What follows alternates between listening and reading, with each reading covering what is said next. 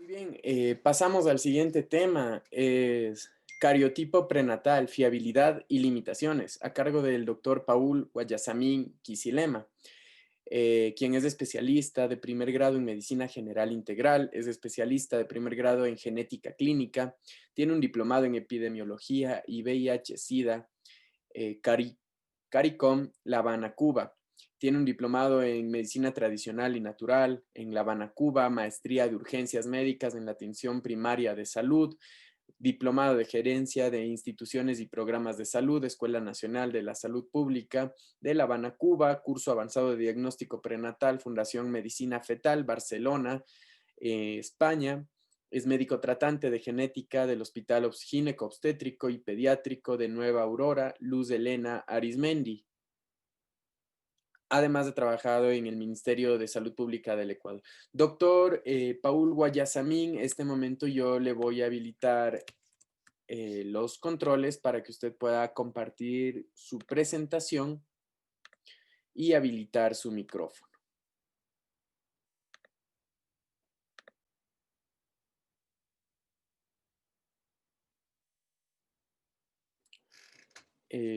Nos confirma, por favor, una vez que ya pueda realizar estas actividades.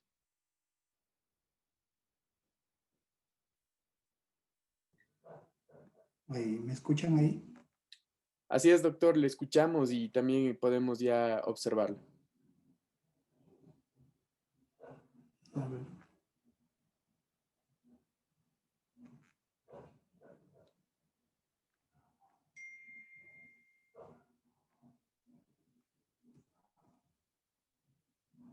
Ahí, ¿sí?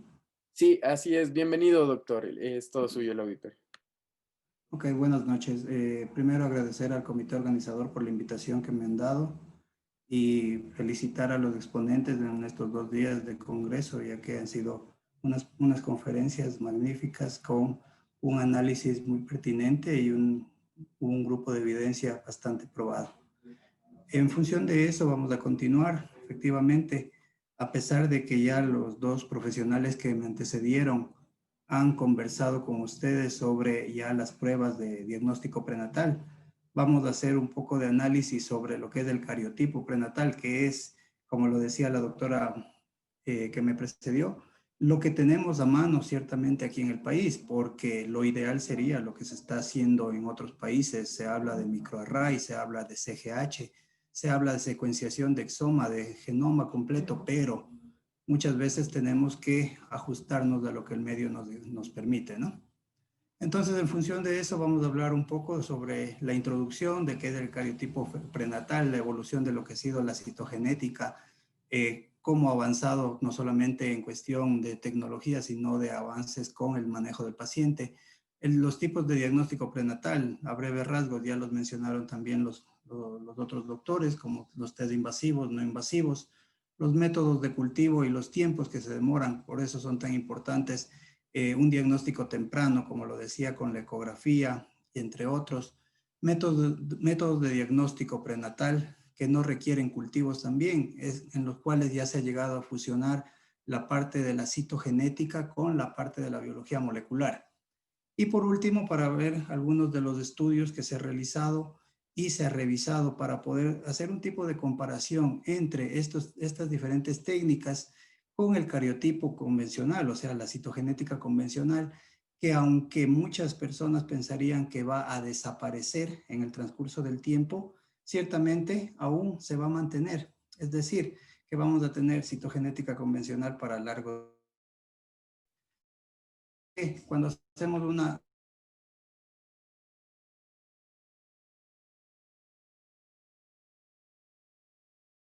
¿ya? Podemos empezar diciendo que ya previo a los años 1900 ya se hablaba de los términos cromosomas, siendo así que, ¿aló, me escuchan ahí? ¿Sí? Sí, Hola. sí, doctor, le estamos ¿Sí? escuchando. Ya. Sí. Les mencionaba que previo a los años 1900 ya se hablaba de los términos de cromosoma. Por ejemplo, ya para el año 1875 fue la primera vez que vieron estas estructuras abastonadas, como los mencionaban ellos. Para el año de 1888, Fleming ya empieza a describir lo que es el ciclo de celular, con lo que es la mitosis y la interfase y la metafase. Ya para el mismo año, Waldeyer definitivamente dice que estas estructuras que se visualizan en ese momento del ciclo celular son los cromosomas efectivamente. Y finalmente, ya para 1923, se acuña el término de cromosomas como estructuras diploides. Cabe recalcar que para ese entonces no existía la tecnología adecuada y se mencionaba que el ser humano tenía 48 cromosomas, a diferencia de lo que ya hoy lo sabemos, que tenemos 46 cromosomas. Fue así que ya para el año de 1953 se describe la doble hélice de la cadena de ADN y es cuando empieza realmente el boom de la tecnología. Así, ya 3 años después, en 1956, se restablece el número de cromosomas. Ya no eran 48 como lo mencioné, ya se establece definitivamente que la especie humana tiene 46 cromosomas, 23 pares de cromosomas 22 pares, perdón, de cromosomas autosómicos, que son los que nos van a dar las características fenotípicas, y un par que nos va a dar las características sexuales, es decir, un XX en el caso de mujeres y un XY en el caso de los varones. Y finalmente, en el año de 1960 se reúne o se realiza la conferencia para establecer la nomenclatura o las normas que van a regir todo lo que es la nominación o denominación de los cromosomas. Es así que ya se empiezan a establecer un largo tramo en el cual se establece las normas, como son las ISCN, que son aquellas que rigen todo lo que es nomenclatura en citogenética, con la actualidad incluida la citogenética molecular. Así fue que los hitos de la citogenética médica nos marcan que ya para 1959, 1961, 70 aproximadamente, se establece que la causa citogenética del síndrome Down es efectivamente la trisomía 21. Para el síndrome de Klinefelter es la alteración de los cromosomas sexuales con un par, ya no par llamado propiamente, sino que existe un XXY. Ya también se describe que el síndrome de Turner, con una fórmula citogenética de 45X, también se describe ya el cromosoma Filadelfia como causa en las leucemias. También se describe que existe la compensación de dosis en el cromosoma X, por eso el proceso de lionización, en el cual se indica que no existen dos cromosomas X funcionales completamente, sino que solamente funciona uno. También ya se describe en 1965 procesos de hibridación que posteriormente son la base para ciertas técnicas de citogenética molecular.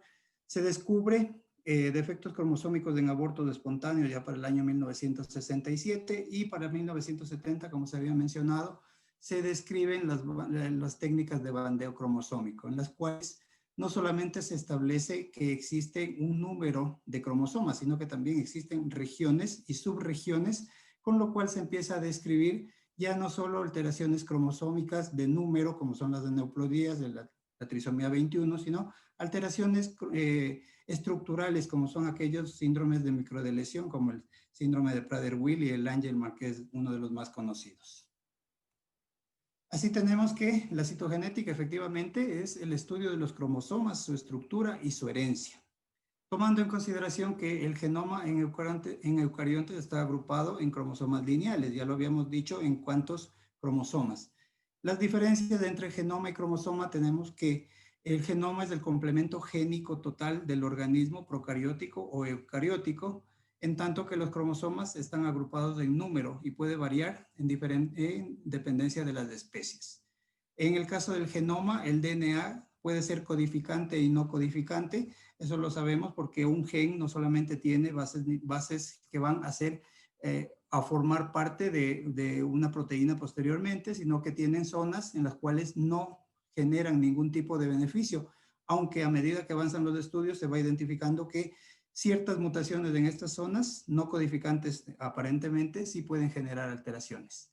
Se denominan cromosomas que son gametos haploides, por eso un número de 23, y en el genoma se establece que el genoma es nuclear, es decir, el material genético de los cromosomas está en el núcleo de la célula, y el extranuclear, que es el ADN mitocondrial en este caso, ¿no?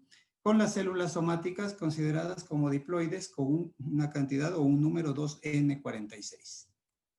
Esta es la imagen de un cariotipo clásico en el cual lo que se va a definir o a determinar es la disposición ordenada de los cromosomas de acuerdo a su tamaño, posición, ubicación del centrómero y patrón de bandas, ¿no? Efectivamente, aquí lo que podemos ver es que es un cariotipo femenino. Inicialmente, como vemos aquí, es una metafase donde los cromosomas se encuentran dispersos. No podemos diferenciar muy claramente, pero ya acá, una vez ordenado, gracias a los diferentes programas que existen para la realización de este proceso, se puede establecer las parejas de cromosomas. Tanto así podemos ver desde el cromosoma 1 hasta el cromosoma 22, que son los cromosomas autosómicos, y los cromosomas sexuales que están en esta parte de acá. Así, también como avanzó la citogenética en el sentido de estudios de tecnología ya hace casi 60 años, también podemos ver que hubieron ciertos avances en la cuestión de la citogenética para estudios prenatales. Como ya se había mencionado anteriormente, todos estos avances de la tecnología en genética, también existieron las técnicas para la extracción, como podemos ver, del líquido amniótico para el año 1967, 66. Ya también por estos años se empezaron a hacer los cultivos del líquido amniótico con 85 casos en humanos. Simultáneamente con las mejoras en el muestreo fetal invasivo se produjeron los avances tecnológicos en citogenética y en biología molecular. Como lo había mencionado, ya en estos momentos se maneja términos de citogenética molecular, que es la fusión de estas técnicas. Así, ya se ha mencionado también que la base para este tipo de estudios en etapa prenatal son las que se han definido como indicaciones para la realización. Así tenemos que en varios países se utiliza que la madre debe tener 35 años o más, o a veces, dependiendo de la región y de la legislación que tenga este país, incluso 38 años o más. Otro de los criterios es que tener un hijo previo o un feto con alteraciones cromosómicas. Aquí cabe recalcar que cuando hablamos de fetos también podemos hablar de abortos espontáneos porque sabemos que la principal causa de abortos espontáneos son las alteraciones cromosómicas precisamente. También tenemos que un miembro de la pareja sea portador de una alteración cromosómica, es decir, que ya uno de los padres tenga un diagnóstico establecido de una alteración, sea estructural o numérica, y pueda heredarse. Precisamente por eso se hablaba de que la citogenética estudia los cromosomas y su herencia también. La fusión con los marcadores bioquímicos, como ya se habló, la beta-HCG y la PAPA, con el aumento del riesgo posterior al cribado bioquímico, la gestante con riesgo aumentado de tener un hijo con enfermedad monogénica, las anomalías fetales ecográficas compatibles con alteraciones genéticas, se ha dicho ya la importancia de la translucencia nucal y de algunas malformaciones o defectos estructurales grandes o mayores. El riesgo aumentado de defectos del tubo neural, como lo mencionaba en la conferencia anterior, en el caso de la holoprosencefalia, entre otros. ¿Sí? Así tenemos que el diagnóstico prenatal genético citogenético se ha dividido en los test no invasivos y los test invasivos. El test no invasivo, de preferencia, es el NIP, que es el test prenatal no invasivo con el diagnóstico o el análisis del DNA de células fetales que circulan en sangre materna para la identificación de aneuploidías cromosómicas o mutaciones. Ya la doctora anteriormente explicó muy claramente esta situación. Concuerdo con ella que el test no invasivo en este caso debe ser específicamente un método de screening y que aunque tiene sus ventajas, efectivamente también tiene sus desventajas. También podemos identificar en este caso, perdón un momentito. También podemos identificar como métodos de diagnóstico prenatal no invasivo la ecografía del primero y segundo trimestre, los marcadores bioquímicos del primero y segundo trimestre que se han mencionado. Y como test invasivos presentamos aquí la técnica de vellosidades coriónicas, la amniocentesis, la biopsia de placenta y la cordocentesis. Cada uno que tiene sus especificidades, no solamente en la forma de realización, sino en el tiempo en el cual se debe realizar y la muestra que se va a tomar.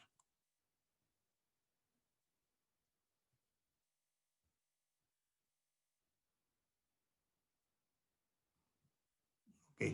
Aquí tenemos algunos de los estudios y el tiempo o la comparación en lo que se refiere al momento de realización. Podemos ver aquí que los procesos o procedimientos invasivos, como la vellosidad coriónica, se debe realizar de preferencia entre la 11 y la semana 12, y ya se explicó los riesgos antes de la semana 10. La amniocentesis entre la semana 15 y 17, de preferencia en la semana 16. La biopsia de placenta, que se puede hacer después de las 15 semanas, y la cordocentesis de preferencia a las 18 semanas. Y cada una aquí podemos observar el tiempo de espera y lo que genera a su vez una de las ventajas de cada uno de los procedimientos.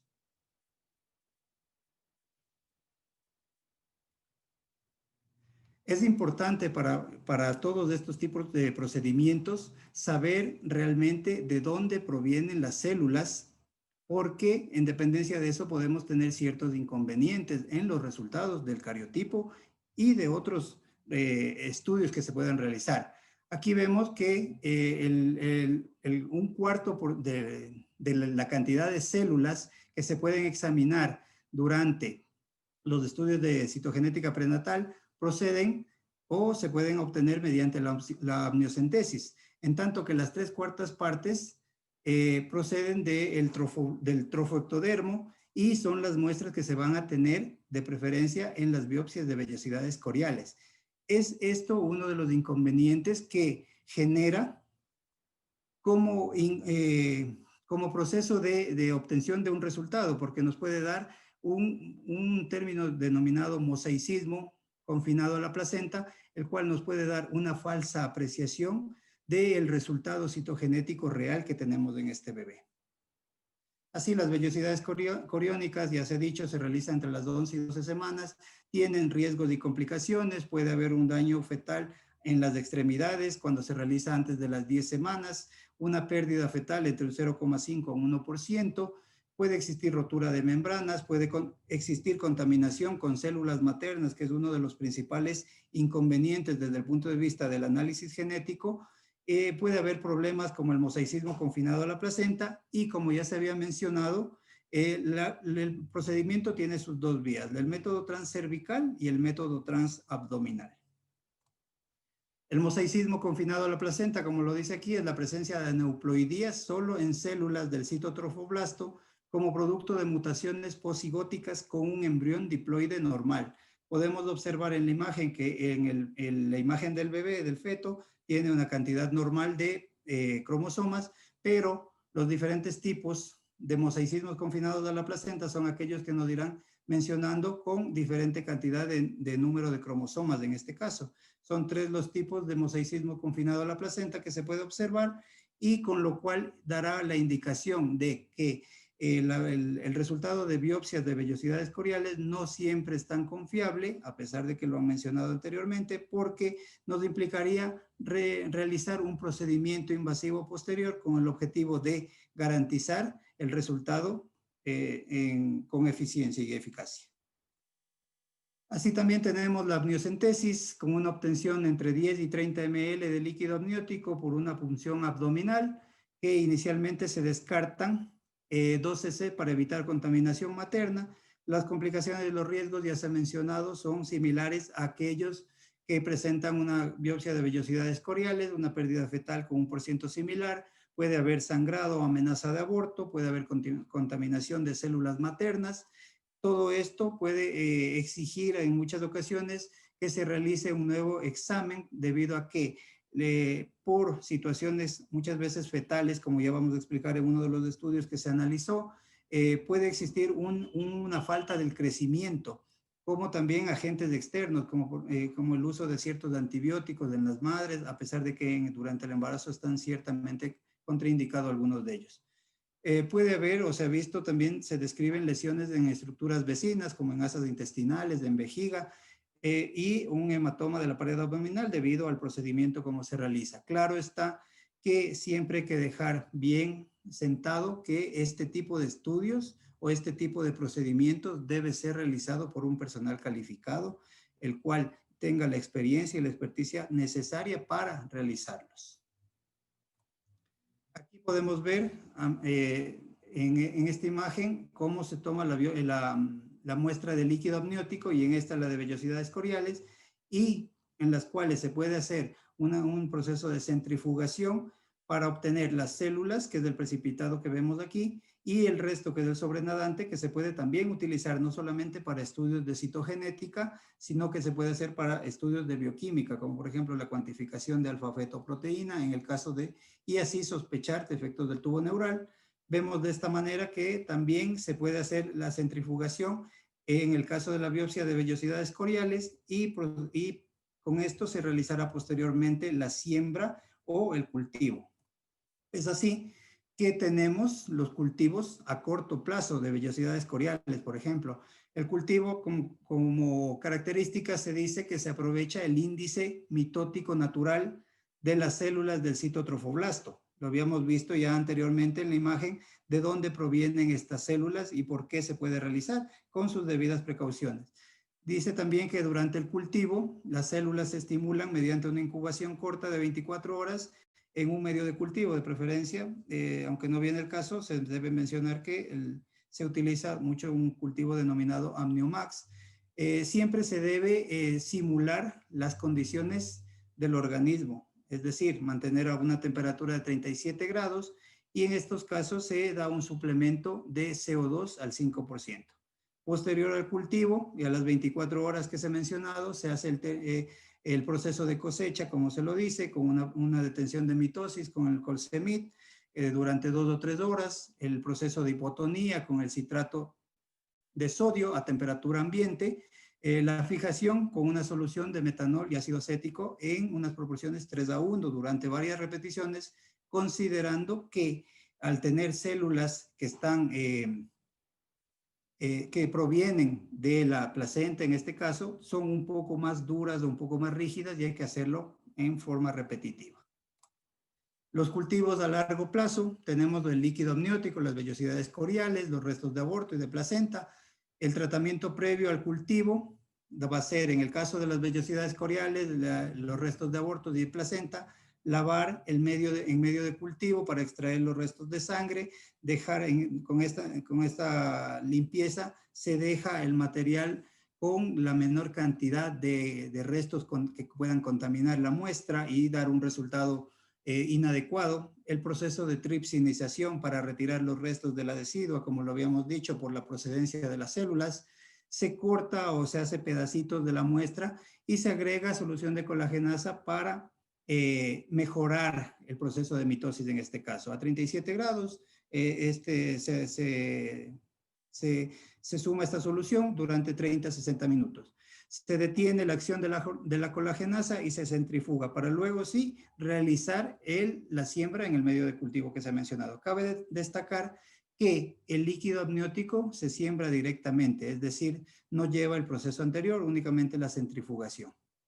¿Por qué se dice que son cultivos de largo plazo? Precisamente porque en una de las diapositivas anteriores vimos que puede demorarse un cierto tiempo, por ejemplo, entre 2 a 4 semanas, como es el resultado del líquido amniótico, igual como el resto de abortos. En las de vellosidades coriales es un poquito más corto en este caso. Pero siempre debemos considerar que en el cultivo a largo plazo se deben controlar las condiciones del medio donde se va a realizar el procedimiento, como son las temperaturas, la humedad, la cantidad de CO2, la esterilidad, para evitar así contaminaciones externas, el crecimiento de clones, que muchas veces puede confundir entre el crecimiento real de células de las cuales estamos esperando y con células que no van a dar un resultado adecuado. ¿Sí? El término de tripsinizar y suspender el medio de cultivo. Y por último, la hipotonía y la fijación, que son muy importantes para que podamos observar, en el caso de la citogenética convencional o clásica, unos cromosomas de tamaño adecuado. Y el tamaño adecuado, desde el punto de vista de genética, los consideramos entre 450 y 500 bandas. También tenemos así las pruebas rápidas para detectar aneuploidías que no requieren cultivos. Así tenemos del FISH, que es la fluorescencia in situ, que se puede realizar en interfase, o en células en interfase o en células en metafase. en las cuales aquí podemos ver que gracias a la fluorescencia que emiten las ondas, podemos identificar las alteraciones en el caso de los cromosomas más frecuentes que podemos describir, como son trisomía 21 en el par 21, en el par 18, la trisomía 18, en el par 13, en los cromosomas sexuales, y también y actualmente se hace FISH en algunas ondas para identificar microdelesiones, como son Prader-Willi-Angelman, DiGeorge, síndrome de Williams. Entonces, lo que vamos a ver al microscopio de fluorescencia es esta imagen de acá, donde podemos ver que en lugar de existir dos copias como deberían haber en cada una de las células de interfase, tenemos tres copias, ¿sí? Tres imágenes que emiten fluorescencia y son aquellas que nos van a definir el diagnóstico desde el punto de vista del estudio. También tenemos en este sentido la QF-PCR, que es una PCR cuantitativo fluorescente, que nos va a ayudar en el sentido de que es un método rápido, no requiere un cultivo y por lo tanto vamos a necesitar en este caso una muestra de líquido amniótico de 1 a 2 ml. Específicamente también se van a detectar las alteraciones cromosómicas de los cromosomas más frecuentes, 13, 18, 21 y los cromosomas sexuales, un resultado que nos van a entregar entre 24 y 48 horas. Ya se ha dicho que aunque se piensa que la citogenética convencional puede desaparecer, no va a reemplazar este tipo de estudios al cultivo de líquido amniótico. Lo complementa porque cada uno, al final vamos a ver una diapositiva, que cada uno identifica cierto tipo de alteraciones y así se va marcando la pauta o un flujograma de preferencia para utilizar cada uno de estos métodos. Se realiza con marcadores de tipo STR y son amplificados por PCR con primer fluorescentes precisamente, y actualmente se utilizan 4 marcadores por cromosoma. Se utiliza una electroforesis capilar para la identificación de los alelos y la cantidad del producto de PCR es proporcional a la cantidad de secuencias que existen o que están presentes en la muestra. Así, esto se lee mediante ya una tecnología bastante avanzada, con una imagen denominada electroferograma, en los cuales podemos ver normalmente 2 PIC, que son la cantidad de alelos que tenemos, uno de cada cromosoma, pero en el caso de las trisomías podemos ver de la siguiente manera. Pueden existir 3 PICs con la intensidad de fluorescencia y las áreas o altura en proporciones 1:1, como vemos en esta imagen de aquí. Y la segunda forma es que podemos observar únicamente 2 PIC con una área-altura desbalanceada, con una relación 2:1. Es decir, que en esta de aquí, que podemos ver que la altura, el área está mucho más grande, consideramos que aquí existen 2 copias del cromosoma 21 y en este existe una sola copia del cromosoma 21. ¿Sí?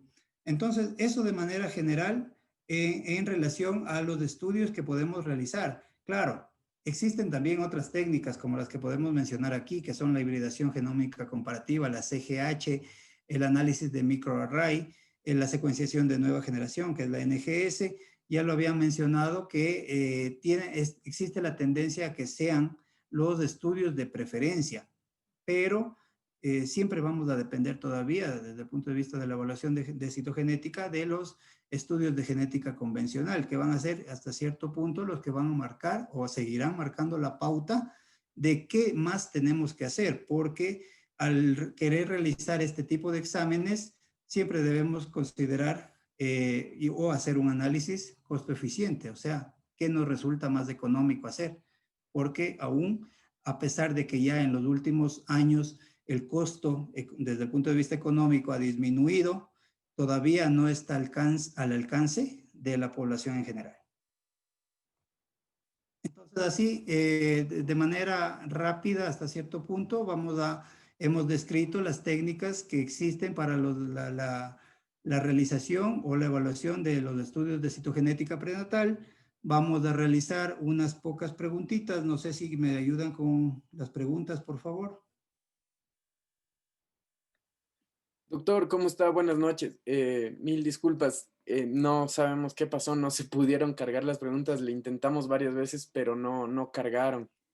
Bueno, no hay problema. Entonces, vamos a continuar con el análisis que hemos hecho precisamente de los estudios que hemos revisado para poder establecer la fiabilidad y las limitaciones del cariotipo.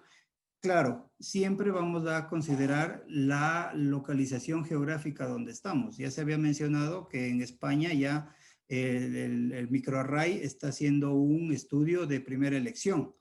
A pesar de eso, acá todavía no lo tenemos. Ya lo mencionaba también el doctor que me precedió, que muchas de las técnicas que no son invasivas como la ultrasonografía, todavía tenemos deficiencias. Entonces, en función de esto, hemos visto estos dos estudios en la cual se hace el análisis del diagnóstico prenatal para análisis con microarray en los cromosomas, en los cuales se describió que a pesar de que existe una tendencia en la realización del microarray, si bien es cierto, es un estudio que genera un alto por ciento de beneficio en función del tiempo y de la cantidad de alteraciones que podemos encontrar, siempre va a ser necesario poder realizar un cariotipo también. Habíamos dicho en este segundo estudio que se observó, también se dice que existe cierta influencia de las alteraciones citogenéticas en el crecimiento de los cultivos, y esta es una de las causas por las cuales puede haber unos resultados que no sean los adecuados, porque ya se está estableciendo que en el caso de alteraciones cromosómicas como las trisomías, estas células que se obtienen mediante métodos invasivos como la amniocentesis también repercuten en el crecimiento del cultivo, es decir, que ya se están estudiando mediante los procesos de proteómica y metabolómica que estas células tienen hasta cierto punto mecanismos de control para evitar los crecimientos in vitro como se realizan en estos casos. ¿Sí? Hemos visto que en este estudio se hace un análisis del cariotipo en comparación de las anormalidades identificadas mediante ecografía durante el segundo trimestre, y también se ve que muchas veces con estos estudios de tipo no invasivo como el ultrasonido, a pesar de que nos da una garantía de que existe una alteración, un defecto estructural en el segundo trimestre, no siempre va a ser un marcador de que el cariotipo va a ser un resultado o va a tener un resultado positivo, ¿sí? Y es así que nos dice que la composición del cariotipo anormal es diferente según las diferentes las diferentes indicaciones de amniocentesis materna. Existe variedad de cariotipos anormales y que pueden estar relacionados con el riesgo de malformación fetal con el tipo de cariotipo, ¿no? Entonces, eso también tenemos que tomar en cuenta para ver qué tipo de estudio se debe realizar o se debe pedir en este caso. También vemos que existe otro estudio del año pasado en la cual se hace una comparación entre el diagnóstico de fetos con incremento de la translucencia nucal y el uso de los análisis de secuenciación del genoma.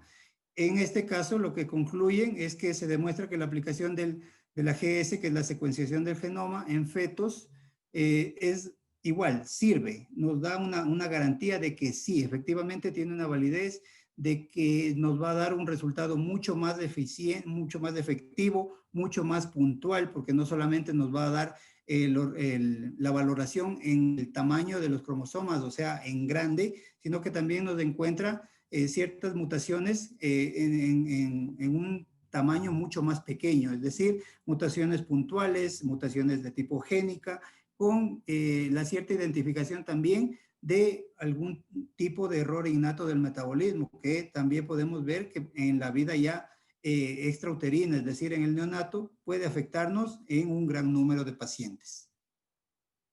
Finalmente, hemos visto este estudio del año pasado en el cual efectivamente se hace una comparación entre las diferentes técnicas como son el FISH, el cariotipo y el CGH.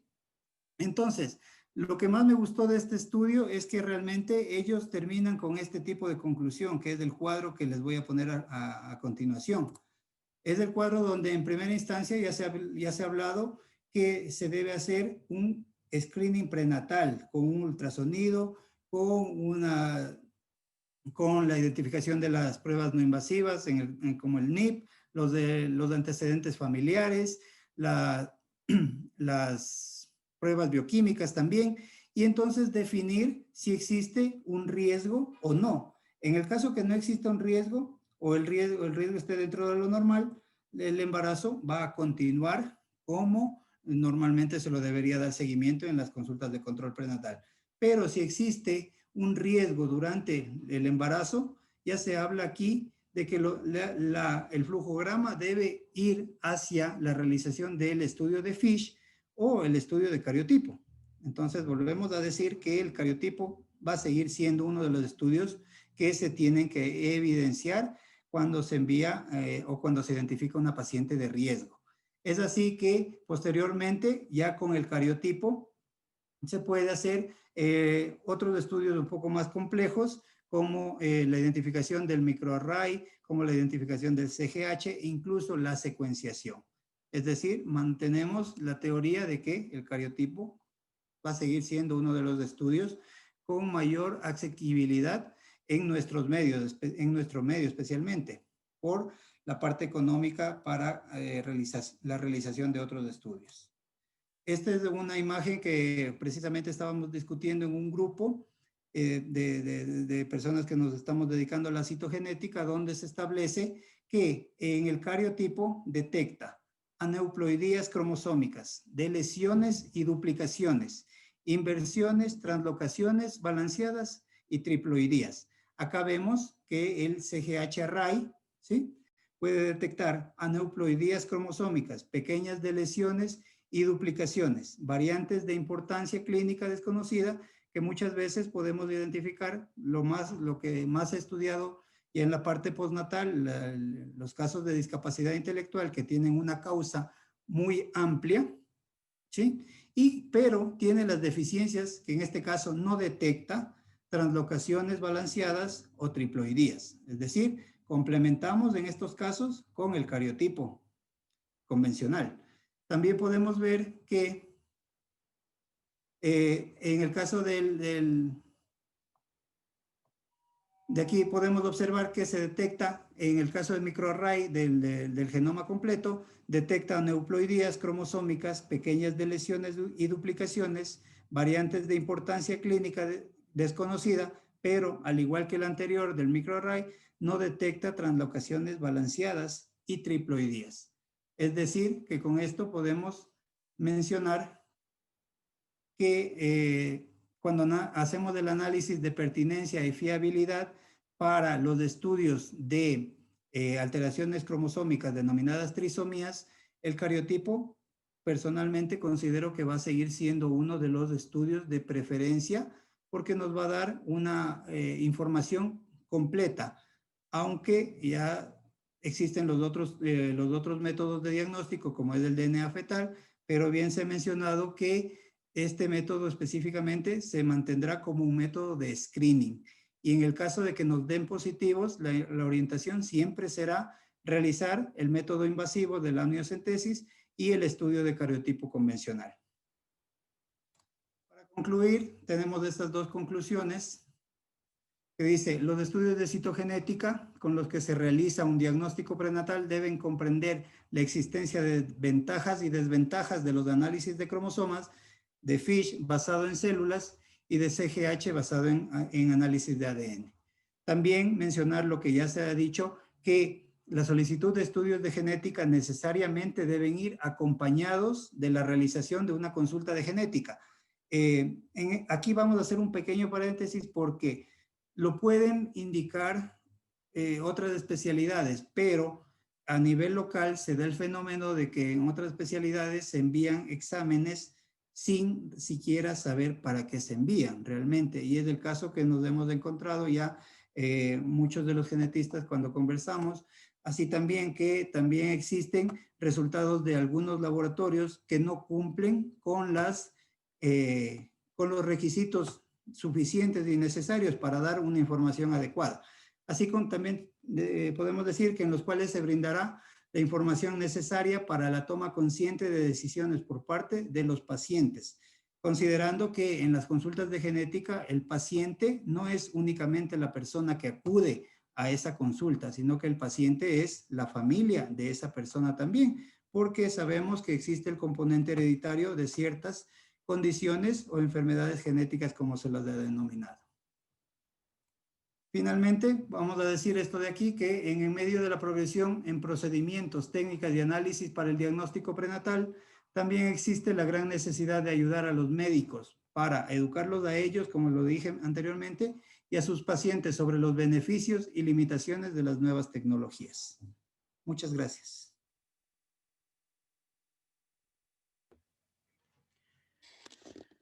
Muchísimas gracias, doctor Guayasamín. Definitivamente nos hemos aclarado y nos hemos fruido de sus conocimientos, de su presentación. Y bueno, pues hemos hecho también un análisis, una conjetura con las exposiciones anteriores. Definitivamente nos ha quedado muy claro muchos de los estudios genéticos que debemos solicitar, sobre todo para el beneficio de nuestras mamás para brindarles un mejor diagnóstico. No sé si es que hay algunas preguntas en el auditorio. Bueno, yo tengo una puntual. Em, ¿En qué casos de anomalías cromosómicas no estaría indicado el cariotipo, sobre todo por su baja tasa de detección? Entonces, no sé qué nos podría responder en este caso, doctor. Ya, realmente cuando hablamos de anomalías cromosómicas debemos centrarnos en los dos grandes grupos de anomalías cromosómicas, las numéricas, que son las aneuploidías, y las estructurales, que son aquellas que ya van a buscarse ciertas mutaciones un poco más pequeñas que las aneuploidías. No estaría indicado cuando estamos sospechando especialmente malformaciones de origen génico, podríamos decir así. Existe una variedad en cuanto a los defectos del tubo neural, que muchas veces no podemos identificarlos mediante estudios de ecografía en etapa prenatal, pero se pueden identificar no de manera inmediata en etapa neonatal, sino ya un poco más adelante, cuando no se está viendo un defecto estructural propiamente dicho, sino un defecto funcional. Es decir, de preferencia se va a hacer los estudios de cariotipo de acuerdo a los criterios mayores, que son malformaciones grandes, ¿sí? Y a los hallazgos que ya se ha mencionado, como son especialmente los marcadores ecográficos, como se ha dicho, la translucencia nucal. Perfecto, muchísimas gracias y muy claro. Si no hay alguna otra pregunta del auditorio, bueno, tenemos una excelente audiencia. La verdad, hemos tenido una gran acogida por parte de los diferentes hospitales no solamente de la ciudad de Quito, sino de de las diferentes ciudades, ¿cierto? Hemos tenido muchas felicitaciones por parte de correo electrónico sobre el gran nivel de nuestros ponentes. Así que, bueno, quiero agradecerle al doctor Paul Guayasamín por su excelente ponencia. Muchísimas gracias por la colaboración. Creo que vamos a tener algún otro encuentro con el doctor Paul. Muchísimas gracias nuevamente por su presentación. Ok, muchas gracias y hasta A luego. continuación está con nosotros el doctor Leonardo Guerra Lagos, quien tiene una especialización en ginecología y obstetricia por la Universidad de Cuenca. Eh, es magíster en ultrasonido obstétrico avanzado, Universidad de Barcelona, es profesor asociado del posgrado de Medicina Fetal Ecuador, mayo del 2020 al presente. Tiene una distinción académica por la Universidad de Cardiff en Reino Unido. Es máster de ultrasonido obstétrico avanzado. Tiene una distinción académica por la Facultad de Medicina de la Universidad Internacional del Ecuador. Es doctor en medicina, especialista en medicina fetal. Labora en el Hospital Gineco Obstétrico Maternidad Isidro Ayora, es miembro de la Sociedad Ecuatoriana de Ultrasonido en Medicina y es autor de publicaciones internacionales. Además, tiene un fellowship en medicina fetal por el Fetal Medicine Foundation, King's College Hospital. Doctor Leonardo Guerra intervendrá con el tema manejo de la gestación con translucencia nucal aumentada. Bienvenido, doctor, en este momento.